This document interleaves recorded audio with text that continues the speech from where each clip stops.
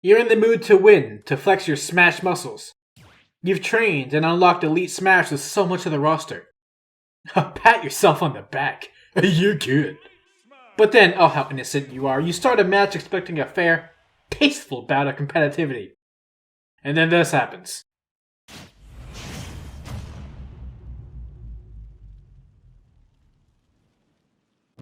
Three, two, one, go!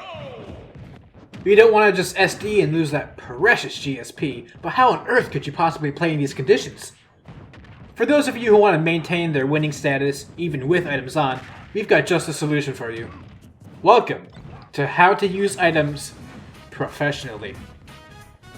Now, I'm going to keep the tips fairly general. If we went over stage-specific or even character-specific tips, well, we'd be here all day and still have so many aspects left in the dust. So let's tackle the common denominator of casuals.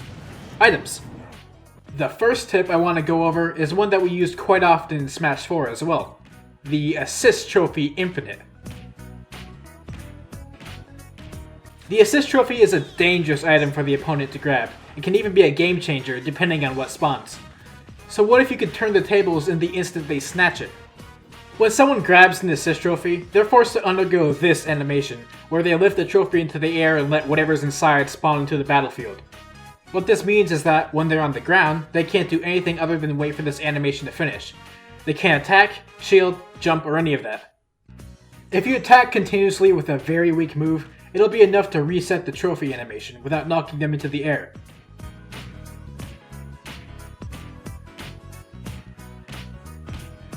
This is important as they are able to attack, air dodge, and jump while in the air. You can just keep on racking up the percent until you've had your fill, then finish off with a kill move. In a way, it's like a pseudo jab lock that works infinitely. If your character doesn't have a weak move like this, or you're not in a position to use it, just get them into the air. It'll force them to land where they can't shield, so catch that landing. You can also just juggle them, which has the chance for them to drop the Assist Trophy. Speaking of dropping it, have you ever been in this situation before? In item spawns, a beautiful, magnificent hammer. A free stock, you'd say. They're extremely powerful with little counterplay. If you grab it, your opponent is sure to tremble in fear. That is, if your opponent is a nerd! In reality, especially with other items around, it can be quite easy to get launched while having the hammer. Or maybe you got a junk hammer and are totally vulnerable. For those of you who don't know, when you have the hammer, you automatically swing it up and down for a set amount of time. In these moments, you cannot use any other move except for walking and using just one single jump. As you can imagine, this makes your offstage game even worse than Little Max, so if you get sent off stage, this can happen. How tragic. Well, what if I told you there's an insanely simple solution to this dilemma? There really is. All you have to do is spam your drop button in the air, which is just your grab input. However, this only works if you do it during hit stun, like this.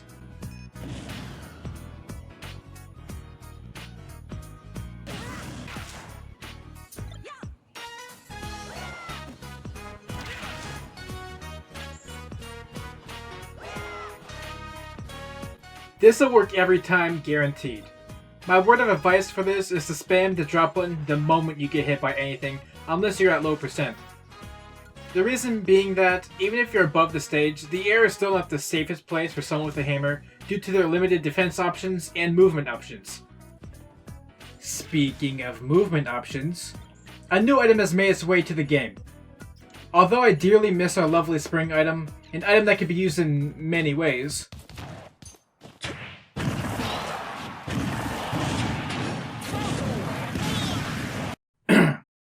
the Super Launch Star has made its way to the land of movement items. The moment I saw it, I knew it was going to be another version of the bumper.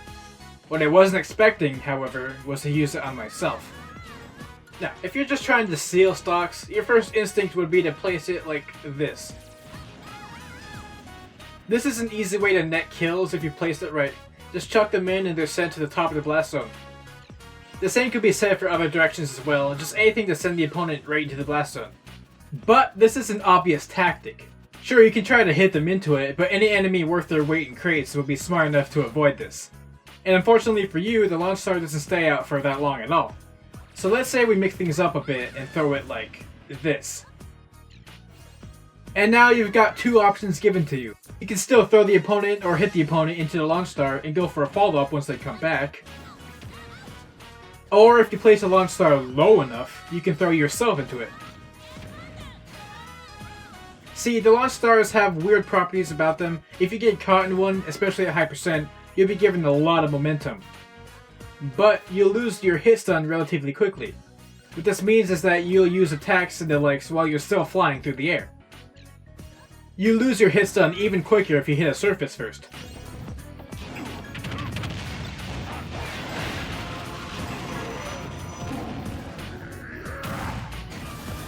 For some odd reason, the first time you hit a surface out of a launch star is untechable.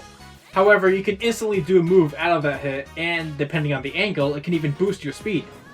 Do this for a surprised super speed attack, and essentially leave it up to a 50-50 whether you throw the opponent into the launch star, or if you throw yourself into the launch star. Speaking of throwing, you have an item in your hands. Congrats, I'm very proud of you. But then, oh no, you just throw it randomly. Your opponent shields it, or God forbid, catches it. Now you look like an idiot. Or even worse, your opponent also has an item in their hands. Stalemate, and pulling the trigger too early could be a one-way ticket to Oopiesville. What you need is Isaac, or Instant Z-Drop Aerial Catch. It's when you, say, short hop, drop the item shortly after the short hop input, then immediately input an aerial. The aerial will also catch the item, but the item will still have a hitbox for a short amount of time. If your opponent is playing defensively, or you just want to add pressure, use this tool.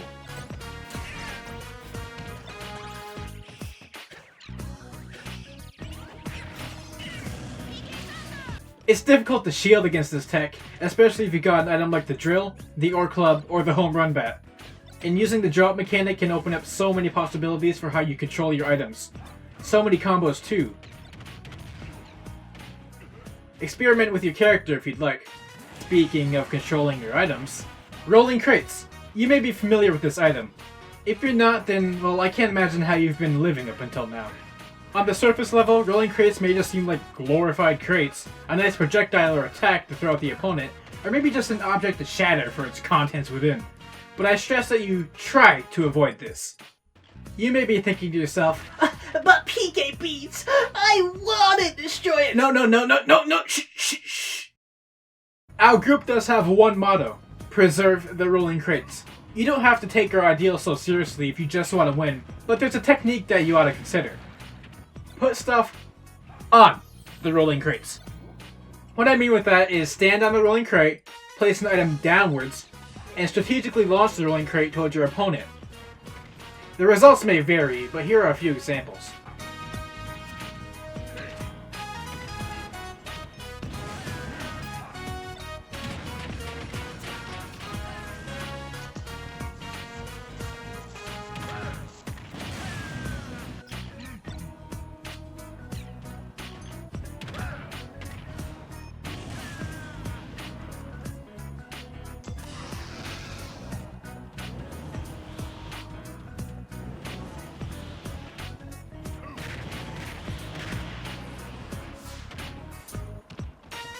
The best options may be Pokeballs or assist trophies, due to how diverse and effective the results can be, but it is obviously RNG.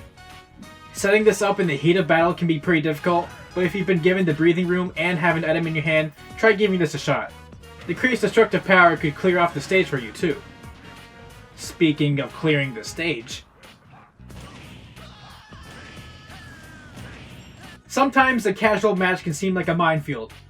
Quite literally too. There can be so many dangerous obstacles on the stage that you have to deal with, pitfalls placed to send you to a dirty doom, motion sensor bombs ready to blow off at your feet. However, these obstacles aren't invincible, but you can be. This tip can be used with the superstar as well, but more consistently, you should use your respawn invincibility to take care of some of these items first and foremost. If you step on a pitfall while invincible, it'll go away without burying you.